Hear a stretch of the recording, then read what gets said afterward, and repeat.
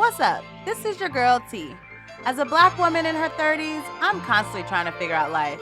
But the one time of the week where it all seems to come together is on Sundays.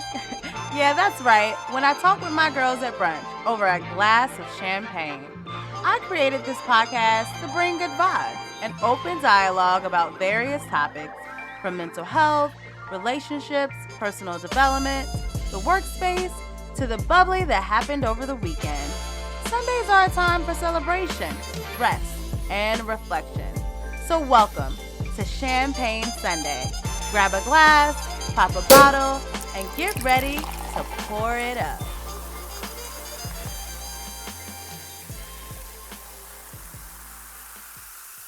Champagne Sunday is pleased to provide you with social media content for your personal education and informational purposes. Reliance on any information provided by Champagne Sunday or by any person or professional appearing on this podcast is solely at your own risk. Oh my God, welcome back, welcome back, welcome back, welcome back. Welcome back, welcome back, welcome back. Hey, welcome back to Champagne Sunday. Yes, we're back with a new episode. And ooh, my voice. And can you believe that this is season 2 and we are in our anniversary month, which is February, and we are celebrating 2 years of Champagne Sunday in the making. 2 years I've been doing this. And I know we've taken a hiatus. We're coming back with season 2. Kind of was gone. But we are back and we're going to be stronger than ever with the episodes. We're going to at least do 2 episodes a month. I'm going to try my best to bring you great episodes that are packed with great information, mental health wise. And, you know, we like to kiki and talk about things that are fun and that's in social media. So we're definitely going to have it to be entertaining as well. And so, yes, shout out to, excuse me, my voice is not trying to cooperate, but shout out to 2nd season of Champagne Sunday. And so, yes, we're back. We're back. We feel good. We feel good about this. I know I feel good about it.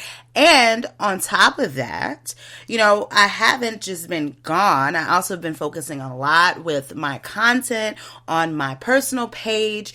So you know that I started making libations for you all so you can have something to sip to while listening Champagne Sunday. And that took on a whole new face of its own with me doing all types of cocktails, a variety from espresso martinis to whiskey sours to mojitos and everything in between and margaritas, and just doing all of that on my page and building a following and connecting with people who love cocktails, who like to bartend at home. And so I've been really putting a lot of energy into that on my page.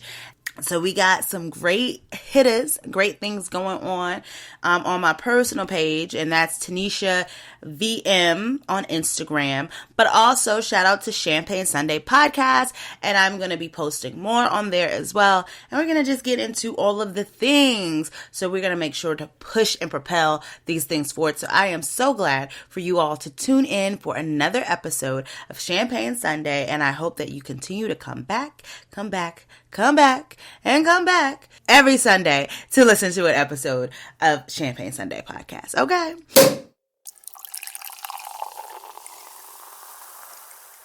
Okay, so we're at the part of the show where we give our bubbly. You know, it's been a while, but we got to stay in routine. So the bubbly is a positive affirmation, something that is encouraging, something that has positive thoughts that help us get through the week. And it's pretty much our anchor for our pour it up. It's something that keeps us stable, and it's going to be an encouraging quote or saying or something that just gets us uplifted, okay? And so it gets us bubbly, it gets us happy or joyful. And so our bubbly for today is a quote that I heard on a show called Being Mary Jane that I really love this show. And at the beginning of each episode, there is a quote. And this one stood out to me. And this quote pretty much says that the question isn't who's going to let me, it's who is going to stop me. And I love this quote. Listen, the question isn't who is going to let me, it's who is going to stop me. And it's by Ayn Rand.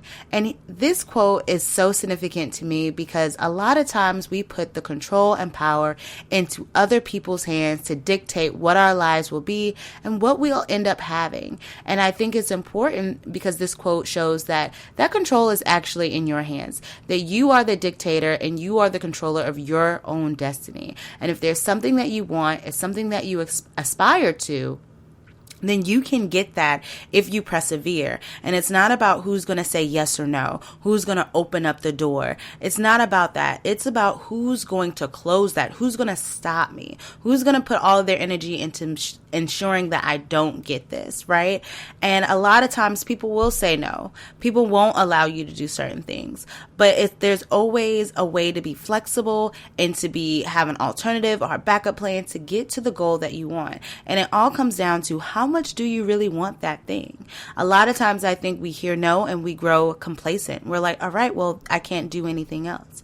But sometimes it's about being determined. People will say no because they don't want you to do certain things that maybe they never done before. Maybe they feel like this is odd or it's different or like no one can do that. But if you have the idea, if you have the goal, if it's in your mind, set it and go for it. Reach for it, persevere, and do it. Because it's not about who is going to allow you to do that thing. It's about who is going to stop you. Okay? Because you are going to keep going regardless, no matter what. And I really love that affirmation because, again, it is all about what we can control, and it takes back that mindset that we are at the hands of someone else. And we all ultimately, it's God's will, right? It's what we pray for. It's what we align with in our faith. And I think that it's not about what people say. It's about what we know is right for us and what we want to do for ourselves, right? So I really love that quote.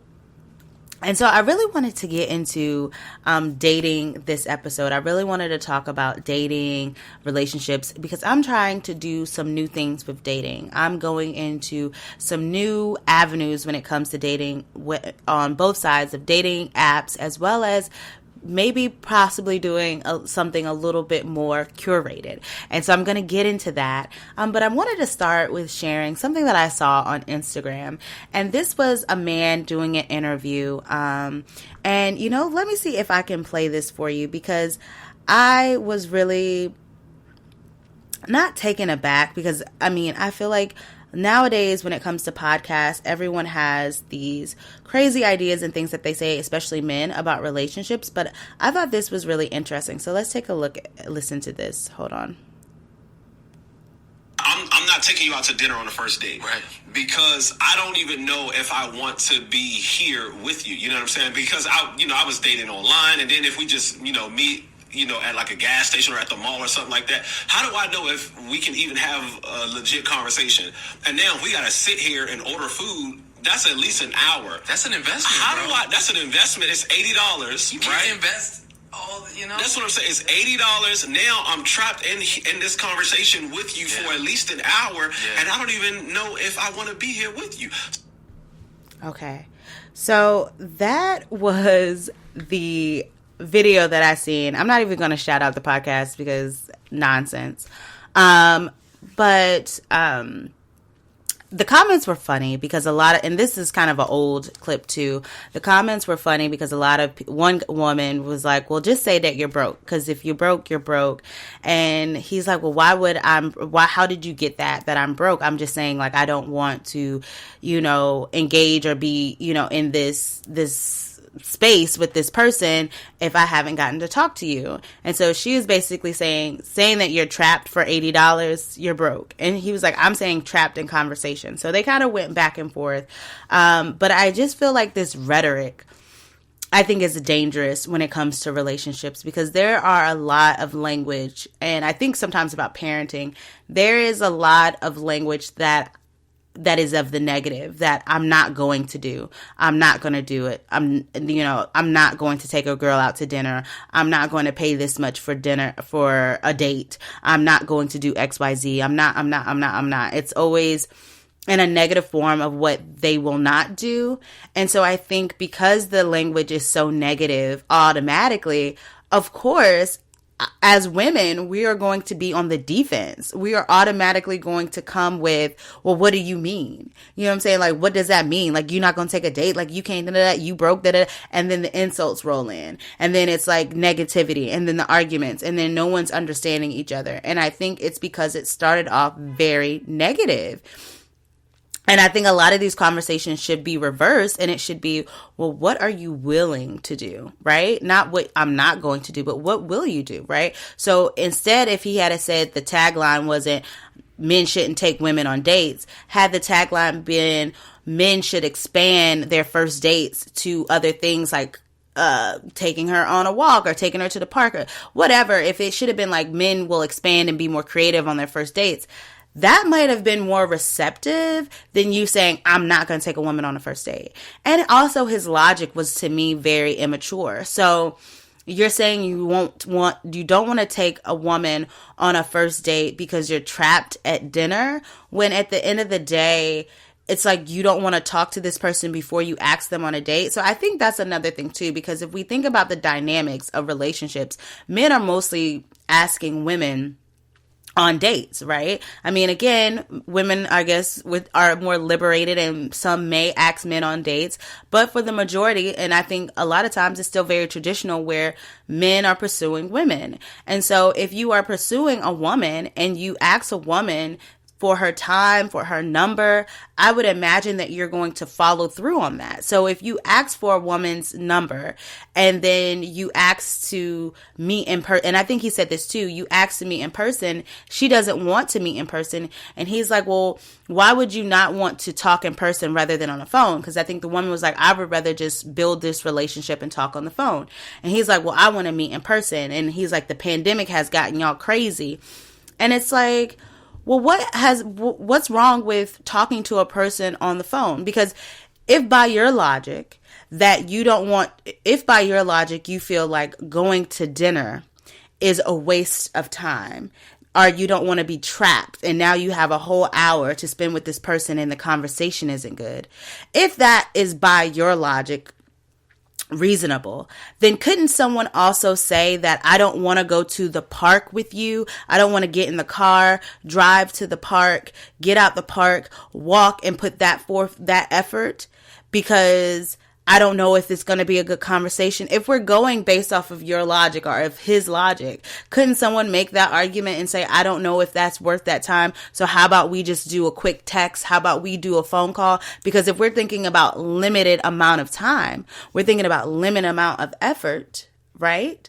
Then a phone call is the limited amount of effort where you don't feel trapped, where you can always just say, oh, okay, well, and hang up the phone.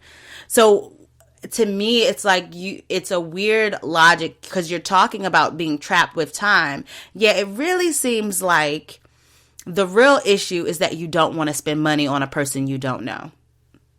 And that's what it seems like. And I'm going to be honest with you. I think the only man, and I'm not even going for this in guys are broke, To me, the real issue, if you had money, and money wasn't really a concern. And when I say a concern, meaning that you have a good supply of additional income to do things on the weekend that you enjoy. And dating has become a priority for you, and you know that you have money to date. I think it's the same thing for women. If you like to go out and enjoy yourself and travel, then you have this extra income to do things and to travel and to go places, right? So I think men budget probably the same way if dating is a priority to you, right? In that sense. So I feel like a man who has prioritized dating, who has prioritized it in his budget, okay, and I'm not saying prioritize where I'm going to spend hundreds and hundreds of dollars, because dates do add up, especially in DC. But if you prioritize it in a way, I don't think a guy is going to be upset and saying stuff like this if he has the funds. I really don't think so. I think there's usually men who are limited in their funds who make comments like this, because to me, a guy who has the money and is, to me, the logical thing is like, I'm going to make sure I like her. I'm going to make sure that we've talked. I'm going to make sure I want to get to know this person more before I take this person on a date. To me, that's so simple. So why is it that we have to put this narrative out there that men shouldn't take women to dinner on the first date? When it surely it should just be, men should probably just get to know women a little bit more, or men can take women to various places on their first date. I don't understand why it's this huge emphasis on that. And his logic to me doesn't carry over to what he's saying, because when a woman in the comments was like, well, why can't we just talk on the phone? And he's like, well, you wouldn't really want to talk in person than rather on the phone. It just doesn't make sense. It really doesn't. And I think it was another issue I saw of a text between a man and a woman, and the man said, let's come over and Netflix and chill. And the woman said, no, I don't want to Netflix and chill. How about we meet up? And she didn't really say dinner. She just said, how about we meet up? Now, this person wanted to meet up. And he's like, well, no, let's, he's like, he used the same logic. I don't really know you like that. I want to get to know you first. Let's kind of like Netflix and chill, come over my house. So you don't really know this person enough to meet them in public, but you know this person well enough to invite them over to your house, sir? So let's make these things make sense, because they don't. And y'all are using these excuses of, I need to get to know you before I take you on a date, as a lame ass excuse for I'm broke. Let's be real. Because why would it be that I need to get to know you before I take you? Isn't that what a date is for? Is to get to know somebody? And if you are skeptical about spending money on this person, I'll even give you some leeway. If you are skeptical about spending money on this woman, then why can't you spend time getting to know her that doesn't require her to come to your house and chill on the couch and watch Netflix? I mean, we do have phones, we have FaceTime, we have different apps for social engagement. I mean, there are so many different ways to get to know someone before you meet them in person, right? And so why is it the idea that I need to get to know you in person? And not only do I need to get to know you in person, it got to be my way. And so that's another thing too. It's like, if you're thinking about dating and relationships, to me, all of these are red flags, regardless of the little intricacies of the details of what's right, what's wrong. It's red flags because it shows that you're also not willing to compromise. It has to be this way.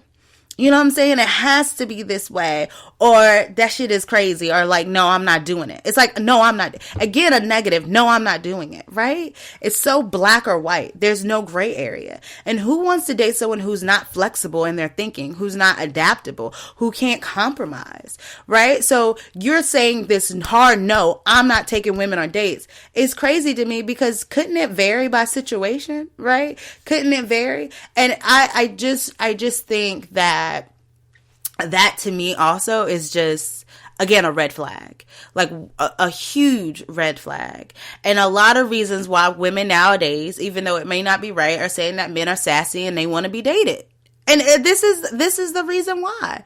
Because they make up weird things like this. And again, I don't know if this is the social media culture that we're seeing, and it's not really the ideas of real men that are out here in the real world that you might sit down and have conversations with. Because I also had to say that with a friend one time who always was like, y'all women, or you women, or they're on social media. And I was like, wait a minute now.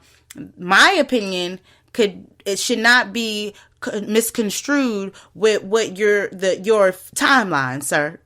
You know what I'm saying? Because your timeline usually matches your way of thinking. That algorithm matches up to your interest and what you like. And so you're going to see more videos of what you are clicking likes to versus other opinions, right? That's just how the algorithm goes on social media. So you are looking at your algorithm and saying, hey, that's Tanisha's opinion. No, that's your timeline's opinion. That's your favorite, your FY, oh gosh, TikTok is your FYP page. What is it? Your For You page? There we go. That's for your For You page, right? Like that, that's that. That's not Tanisha's opinion, right? And so I think we also have to separate the two, right? So we can be frustrated by these things, but we also sometimes have to realize that Instagram is a really imaginary place, for real. But all of that to say is that for men and women, if you have certain standards or certain things that you want your significant other to do, I say to not relent on those standards, but also in the same way, be flexible and compromising. So what to me that would look like is if I have a standard of, I do want my first date to be more formal. I want my first date to be more of, a guy takes me out, he pays for something, whether it's dinner, whether it's lunch, whether it's an activity. I do want my date to be more formal than a Netflix and chill. Okay, that is a standard. So make sure that you stick to that standard, but also within that standard, you can be flexible, right? So if you meet a guy and he says, and that standard or whatever that, I really don't like movie dates because I don't think we can really talk. Or I really don't like, let's just go with the dinner. I don't really like dinner dates, right? I don't really like those dinner dates. But I do agree that we should have a formal date. Then allow to be some flexibility in that, because you still meet your standard of, I'm not going to his house, but okay, we didn't go to dinner, but we went to a concert in the park, or we went to XYZ. But also be cognizant, because there's layers to things, of how he approaches that situation.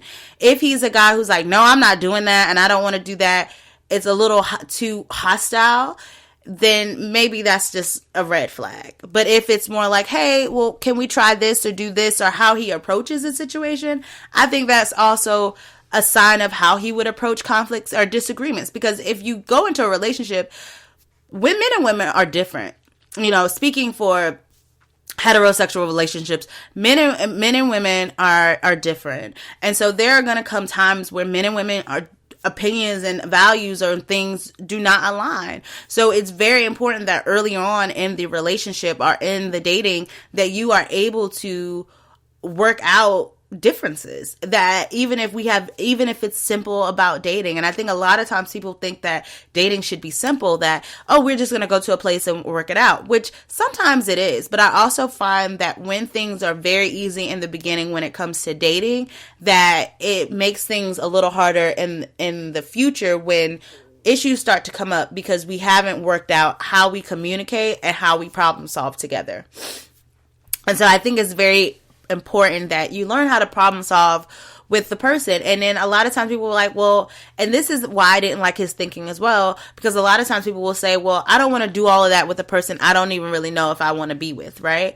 But I feel like if your intentions is to date someone with hope that it will be something serious, hope that this could be my future partner, then you should want those things. You shouldn't want to settle for things in the beginning because, it's easy, or because I don't have the time, or I don't want to put in the effort. Because what happens when now, fast forward 3 months later, now you really want to make this work into a real relationship, and you've let so many things go by. You didn't set any expectations. You didn't set any boundaries. This person treats you, and I'm not saying negative like they beat you or anything, but this person does a lot of things that you probably wouldn't allow with other people, only because you were having fun in the beginning and it was cool and it wasn't that big of a deal. And now that you like this person, you're trying to tell or dictate or regulate this person's like, wait a minute, this isn't how it was in the beginning.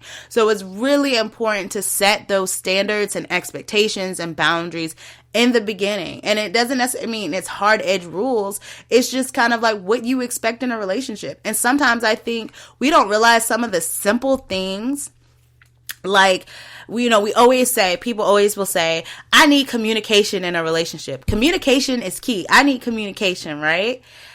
What does that look like for you as a person, right? Does communication means that you text me every day? Does communication mean that when we have an argument that you don't walk away, but you address, like, what does communication look like in your relationship? And I think just saying I need communication and not discussing what communication looks like for you or how you communicate as a person, because we all communicate differently, then you're not really going anywhere, right? And so again, that's something to set. So I really don't understand sometimes in relationships how people go on all of these dates or date this person for months, and it's like you don't even really know the person, or the person don't really know you, because y'all just been in honeymoon land. So all of that, wrap that up to say, date intentionally if you would like to. Make sure that you are setting those things in the beginning if you're dating intentionally. And also, even though you have standards and boundaries, sometimes be flexible in those things. It's okay to have a flexible mindset and be able to show that you're compromising, right? We can discuss it and work these things out. All right, let's get into something else. We got a new portion. We're going to keep this rolling. Let's go.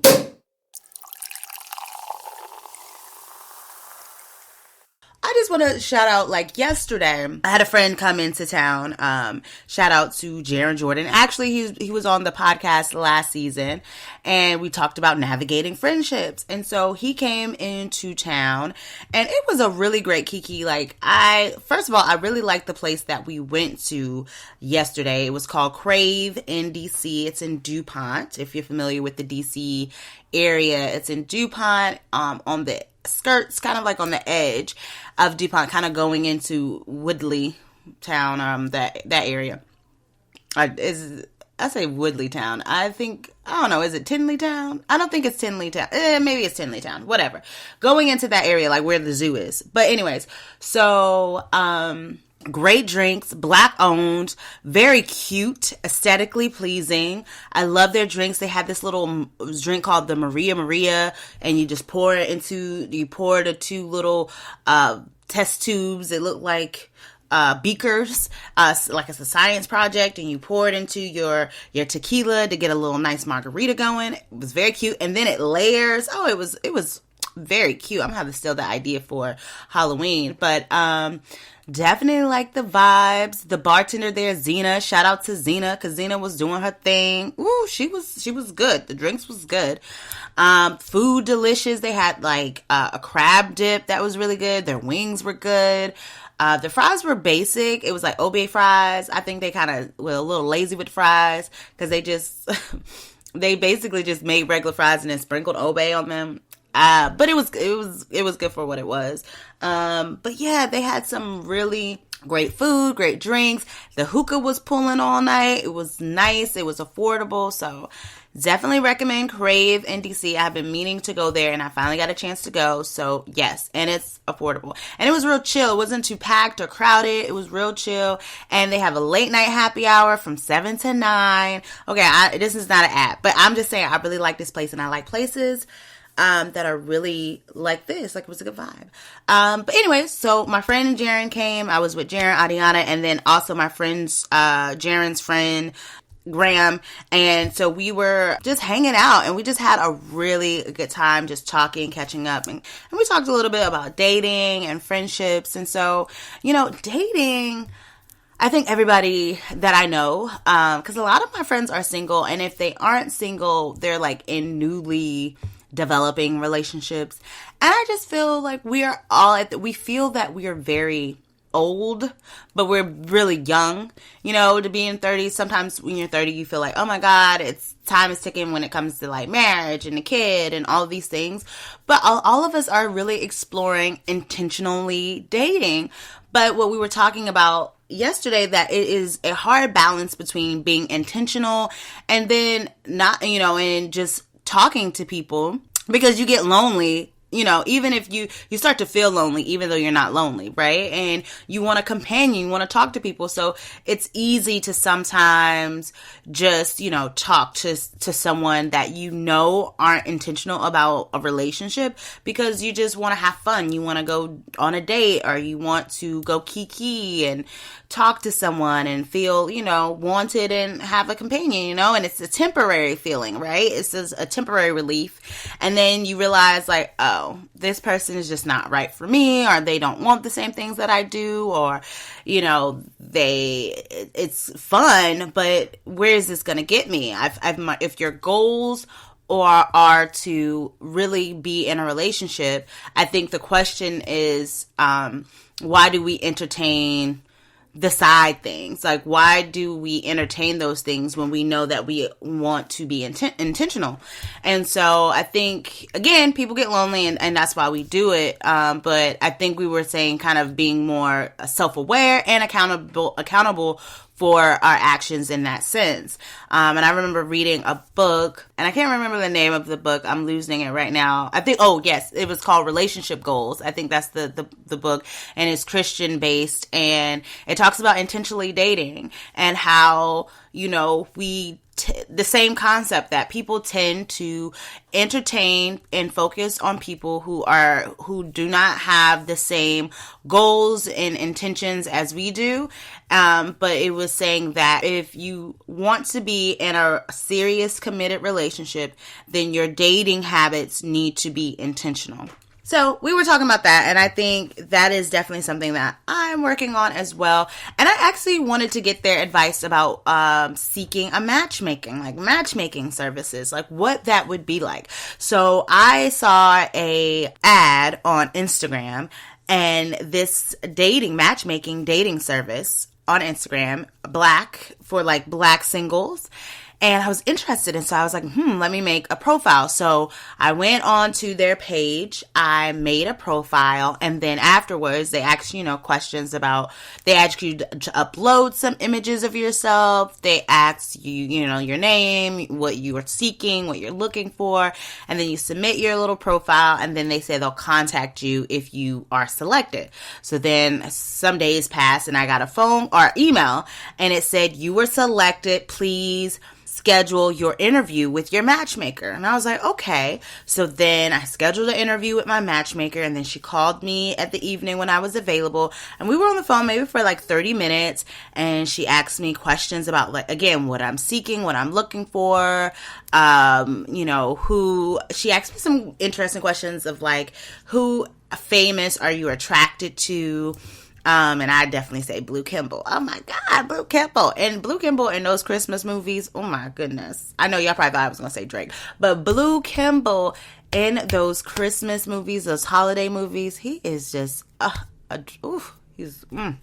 Okay, anyways, back on track. So, she asked me that, and then she asked, like, height-wise, what are you seeking in a relationship? And so, most women want a tall guy, unless, I feel like most women want tall men. I mean, that's just kind of like a thing, right?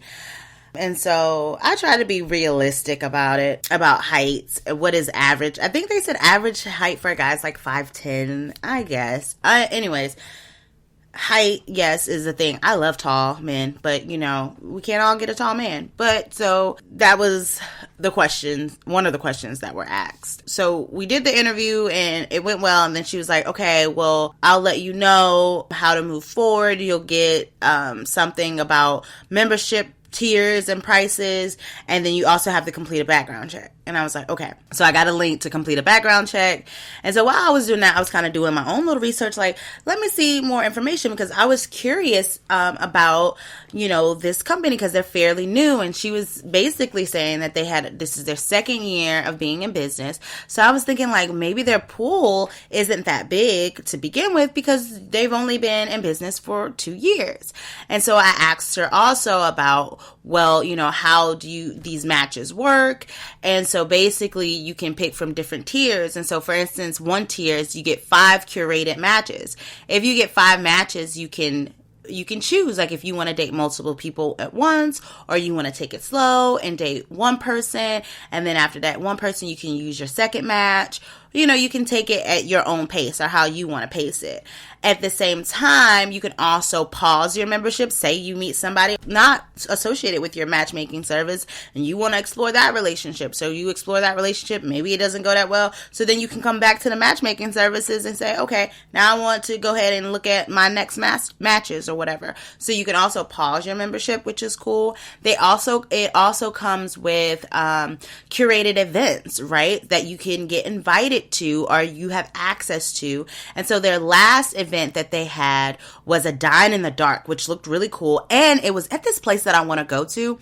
It was at this black social club that's in DC called the Headquarters, which ironically, one day, Cinco de Mayo last year, I went to My Vida on 14th Street, and I was at the bar, and I was sitting down, and this black guy was next to me, and he started talking to me, and he was saying, what he did, and he was the owner of the Headquarters. I think he said part owner or whatever, and he seemed like he had a pretty penny, and he ended up paying for my drinks and stuff. But it's just funny how you just meet people or run into people. But he said he's like the owner, one of the owners of Headquarters, and that is where they had the Dine and Dark event. So I always wanted to, since meeting him, I always wanted to check out that social place.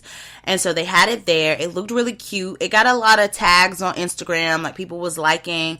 And so I was reading the comments just to see what people were saying. And one woman was saying, oh, this looks nice. She alluded to the fact that she was a member. And she said, I hope that the events are better this year, because last year she felt like there was a large variety of women, but there was not a large variety of men. And she mentioned something about the men had more of a pick to choose, or more options when it came to, who they wanted to talk to, but the women, the selection was few. And I don't necessarily know if she meant like number wise, but it also sounded like she meant like physical characteristics, because she mentioned height, and she mentioned that, let me see if I can read this, because it was actually really interesting. It was good research to kind of look into if this was something that I wanted to do. So let me see where this is at. Okay, here we go. So this is what she said. She said, I went to a few of your events last year. While I think it's a great concept, my experience was mid at best. Ooh, child. Every event had one main issue. Wide selection of high quality women, mid at best selection of men. This resulted in almost all the women basically competing for the 2 or 3 conventionally attractive tall men that showed up. I still have my membership and plan to come to an event this year, but I hope this is something that is improved with future events, right? So she was basically, again, saying that there was this high quality of women, but there was not a high quality of men to choose from. So what I imagine that maybe the numbers, the ratio was good, but when it came to like what the men look like, honey, the women looked like they probably was a little bit more attractive than the men. This is how they responded. Okay, let me go back and show. Oh gosh, I have to go all the way back. Okay, hold on. Okay, here we go. Going back. All right. So then they responded back, and this is what they responded with. They said, thanks for the input. We strive to make our events quality, worthwhile experience for all who attend. We understand that attractiveness is subjective, which is true, and we don't want women fighting. But all the people we invite are quality and relationship minded. Have you read our blog post on how women miss out on great men because they can't see past height? See, I told y'all women like tall men. We look forward to potentially seeing you at one of our upcoming events and hope you keep an open mind about who your person may be and what he may look like. And so here, girl, she had a response for that. She said, thanks for considering the input. I did read the blog post, but honestly, to me, it read very condescendingly. Oh. And displayed a very unfair and one-sided assessment of height preferences, lacking any acknowledgement of the fact that men also have height preferences, which almost always exclude women who are taller than them. and instead opting to place full onus on women. Okay, I can see that, because we usually are the ones to be like, be more open-minded, be more da-da-da. But men are never really told to be more open-minded about what they want. We're always told that, and I don't know if it's because we feel like the options are few. I don't know, but we're always told that. But we can get into that. So then, while I can appreciate the inclination to encourage, this was a very intellectual read. While I can appreciate the inclination to encourage people to be more open regarding their preferences, the fact that you pointed to that article in particular in your response is I don't came across the word. I can't read out what she said. It was emblematic. Okay. It was emblematic of the problem with your events from my perspective. I am a tall woman. I'm open to dating men who are shorter than me, so my height preferences are not my issue. But the reality is that openness is not shared or encouraged in the shorter men who attended your events. At the events I've been to, there are lots of women of varied heights and physical appearances. Oh God, she keeps going. But this variety does not extend to the male attendees. This creates a situation where the men have a great many options. So she just keeps going on, and she said, instead of encouraging me to be more open to dating shorter men, which again is not the issue, it would be more helpful if the focus could be shifted to having a wider variety of male attendees at your event. So the blame for not finding any connections isn't unfairly shifted to the tall women who struggle to meet someone when they're there. And then the team just said, totally understand your perspective and appreciate the feedback. We'll share with the team. Okay, that was long, but it was an intellectual read, and girl, she had me at that word. I said, I still don't know if I pronounced it right, but we'll go back and double check.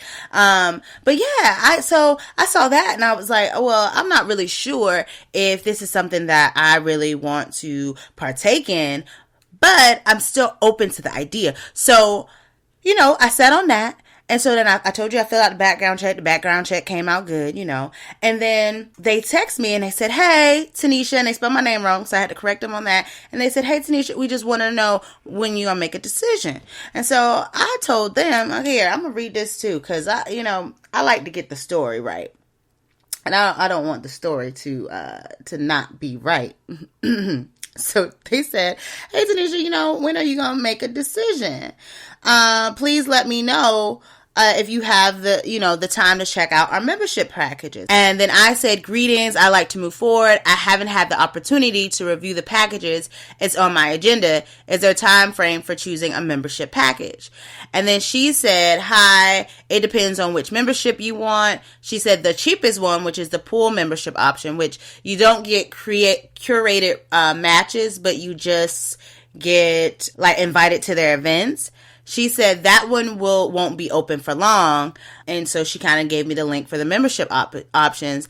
And then she texted me around, it was no time going by. She wasn't giving me time to look at anything. They texted me again and said, please let me know if you have any time to check them out. And then that's when I just said, well, y'all keep texting me. I'm just declined the opportunity. I said, I appreciate the opportunity, but I have to decline for now. Thank you. And then she said, well, great. As we collect feedback, we love to know the reason why. Would you mind sharing? And I also don't know why she said great, because is it great that I declined your services?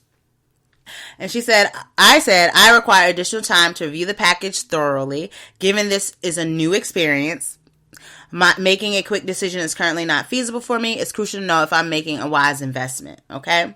And so then she said, she came back and was like, oh, we can offer you a discount. And I said, okay. And then they messaged back later, was like, well, have you thought about it? And they keep messaging me like, have you thought about it? What are you thinking? So basically, I saw that on, cause I'm like, they are hitting me up a lot. So I'm like, do they want my money or do they really want to find me a man? I don't really know which one it is. So, I saw that they had a upcoming Valentine's Day collab with another group, a social group that they're doing in DC, which actually is near Crave. And I said, okay, how about I go to that? So you have to pay for the ticket to go, which was like $30-something. And then you have to register they're going to do a blind dating experience during the social mixer. But you have to get selected for that, right? So filled out the application or whatever for that. And then since I filled out a profile for their organization, their services, I should be able to be selected. Now, they said that they would let me know, because I asked them, I said, I registered for your event, and I think after I attend the event, I'll be able to make a decision on whether I want to purchase a membership. So kind of get it to check it out a little bit, right? And they said, okay, but then they just liked it. And I was like, why didn't they respond to that? So then I asked them, is there anything else I have to do in order to get selected for the blind date segment? And they said, basically, I had to register with them, which I've already done, a profile. I had to buy a ticket, which I did. I had to also fill out the little extra ticket for the blind dating segment. And then I also, then I just have to wait to see if I get selected. So all of that to say is, I think what's funny to me, the thing that's funny to me is that I wonder if you have the membership pool, right? The lower version. Do I still have to pay to get into these events, or is that included in my pool thing? Because a lot of the events that unless they have separate events that they're not posting on Instagram, all of the events that they post are on Instagram. So I could because that was the one event they didn't. They've been putting the location of the events, but I feel like you post the location of the events, you post the event, like, what makes it exclusive if I do the membership pool? That's what I think I'm kind of confused by, but I don't know if the exclusivity is that you get picked to go. You know what I'm saying? Because even though you know the location, they'll be like, oh, you're not registered to go, or you're not on the list. So I feel like, is it that you get on the list, or I don't know. And I also want to know if you did like the curated matches, do you get into these events for free? Because if I had to pay for the tier level and I have to pay for my tickets to get into the event, that doesn't seem worth it, right? And so I'm trying to understand more so of the process, but we'll see how it goes. We'll see how it goes next weekend when I go to the event to see what it's like. Is it organized? Is it curated? And I also will ask more of the questions about the membership pool and what that really includes, because I don't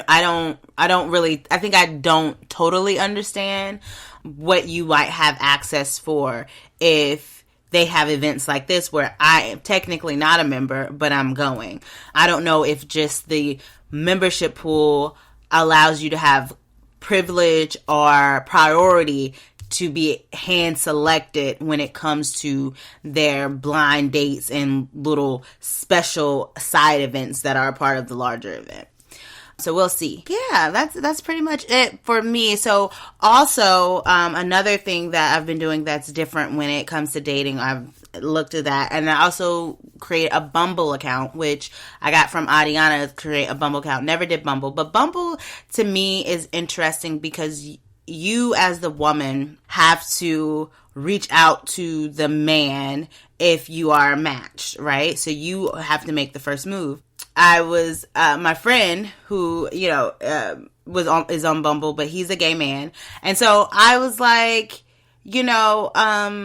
how does it work for if you're on Bumble and you're gay? Like, who goes first? Like, if you're a lesbian, who's gonna go first? Because I was like, that whole premise is just so steeped in gender norms and stereotypes. The fact that, we're gonna reverse it. Instead of the man reaching out to the woman has to reach out to man. But who the fuck who reaches out to who when it's two men or two women? And then my friend was like, Ariana was like, oh, that's a good question. I didn't think about that. Cause I was like, well, who reaches out to who? And she was like, he reaches out. And I was like, no, but like they're both men. And then she was like, oh. It's like, exactly. It's stupid. And Bumble has been you reach out to the guy, which is fine. And they give you prompts. Like if you don't know what to say, they give you prompts and little question starters. Or you can figure out, and nowadays I use ChatGPT for everything. So you can ask ChatGPT, which, side note, is an AI app that you can ask anything. I might actually do an episode about AI. But I can ask ChatGPT to come up with like what to say on a dating app to introduce yourself or whatever, a short phrase, and it'll spew out some things. And so I usually do that. But even when you do that, that's to me not the hard part. The hard part is that when you start the conversation, a lot of these men want you to carry the conversation. And I'm like, I'm not carrying this conversation. So if I start it, that's fine. You engage, okay. I'm not going to keep asking questions or keep saying hello or like to carry the conversation. Like, you also should engage in the conversation. So I feel like the concept, it doesn't work that well. I feel like because the men aren't really, I don't know if they're like, oh yeah, she's going to carry the conversation. I don't know, but it has not been the best for me. So I'm like, I don't like this.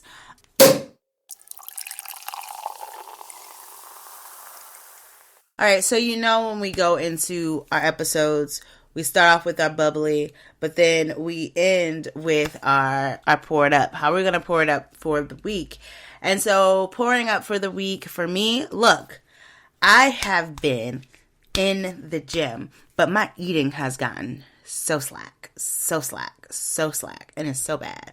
And I like eating, cheating, but it's just like I was on a part where I'm like, meal prepping throughout the week and drinking my protein shakes, and it was more stabilized. And now I feel like it's not, and so I've plateaued. Like, I haven't lost any weight. I've stayed at the same weight, and I needed to go back down. I need to lose like 30 more pounds, right? So this, week in this month, I said, I'm not only going to do 2 days a week with a trainer, I'm going to do 3 days a week with a trainer. So we are pumping it up 3 days a week with a trainer. So I am pouring that into myself. And I'm also pouring into myself. I want to do more juicing. And I also want to make sure my meal prep is tight throughout the whole week. You know what I'm saying? So that's what we're going to do. So we're going to do that. Sunday is a great day. What we say, we rest, we relax, we reflect, and we do all those things. But we also want to detox to help rejuvenate, you know what I'm saying, for the week ahead. I mean, we have plenty of ish to talk about, and we're going to get into it this year, guys. So I want you to make sure that you are tuning in, you're listening. If you are not listening, you're sharing this link with someone else. You making sure that they're listening to this podcast, that they're getting their daily dose and what they need. I also want to make sure that you are living it up to your fullest, but also making sure that you're taking it one step at a time, because it is okay to take it one step at a time, but also try to reach your best potential. And, come back. So like I said, share this link, share it with your friends. Go to our Instagram, like some pictures, comment, post, go to Apple, go to Spotify, leave a comment about the podcast. If you are enjoying what you're listening to, let me know. If you don't like it, just don't say nothing. All right. You know what your mama said. If you don't got nothing nice to say, then don't say nothing at all. All right. So yes, so we're going to do that. Just shout out the podcast, share it, put it in your story. Let people know that we're back with a season 2 and that we are in this for 2 years. All right. I really do love you for listening. Thank you so much. And with that being said, peace, and I will talk to you later. Bye.